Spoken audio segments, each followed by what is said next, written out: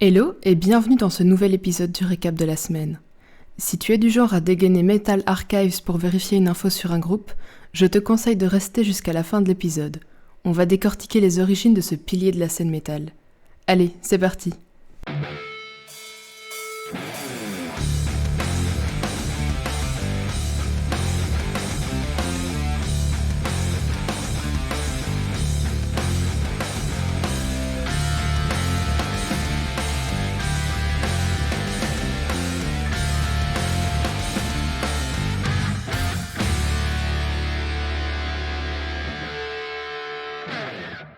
Cette semaine, nous aurons assisté à une pluie de nouveaux albums du côté de la Flandre.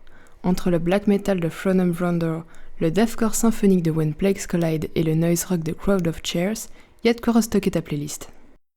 Ajoute un peu de groove metal avec The Time Has Come des Anversois de Bark et Big Trouble, le premier album de Coffin Feeder, un projet deathcore signé par des membres d'Aborted, Freddie Mercury et Lengche. Plutôt post-rock, tourne-toi vers les Toulousains de Bruit, avec leur second album The Age of Ephemeralty, et les Parisiens de Bank Maina, avec leur album Hey Mouria. Toujours en France, Landmarks nous sert un quatrième opus metalcore avec The Darkest Place I've Ever Been. Avis aux rôlistes fans de folk metal, on me dit à l'oreillette que les Suisses d'Helvetii ont sorti leur 9e album. Enfin, les Suédois de Ghost ont partagé Skeletta, leur 6e album studio. Alors, on ne va pas se mentir, on sent qu'on est sérieusement entré dans la période des festivals. Une bonne après-midi ensoleillée à s'enfiler des bières devant un défilé de groupes locaux, que demander de plus ? Ce vendredi, dès 18h et pendant 2 jours, on assistera à un mix de punk rock, post-rock et ska au fest Borin is Not Dead. À Anvers, ne rate pas la Noisome Release Night au Trix, mélange le punk rock, garage rock et post-punk, avec notamment Black Leather Jacket, No Prisoners et The Rats. À Namur, fonce voir Snooze et Bastards au Belvédère pour une soirée rock 100% locale. Tu peux d'ailleurs écouter l'interview des Bastards dans Shoot Me Up cette semaine. Samedi, entre le Deathtoberfest Spring Edition à Liège, le Headbangers Ball Fest à Isegem et le Donkeretiden à Courtrai, tu auras l'embarras du choix au niveau fest. Retrouve aussi Gravery et Brawl au Carolo Culture à Charleroi pour un moment deathcore hardcore. Le reste de la semaine s'annonce axé sludge, post-punk et metal progressif avec Dune et Pothamus le mardi à Saint-Nicolas et Waste et Divided le jeudi à Anvers. Alors, à quel concert iras-tu cette semaine ? Dis-moi en commentaire.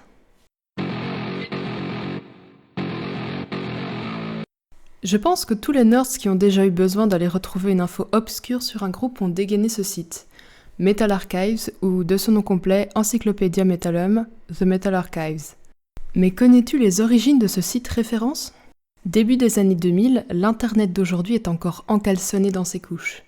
Hellblazer et Morrigan, un couple de Canadiens, sont fortement frustrés par le manque d'informations disponibles en ligne à propos de groupes underground. Bien sûr, il y a quand même déjà quelques encyclopédies en ligne, mais pas de quoi voler une éco-cup à un festivalier éméché. Hellblazer tente une première version du site, en codant manuellement une page HTML par groupe.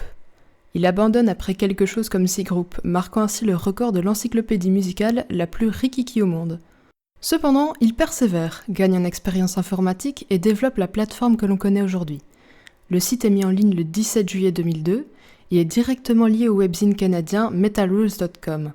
L'info circule et très vite, de nombreux fans s'inscrivent sur le site et participent à l'alimentation de la base de données. En 2022, le site listait près de 160 000 groupes du monde entier. C'est tout pour ce récap de la semaine.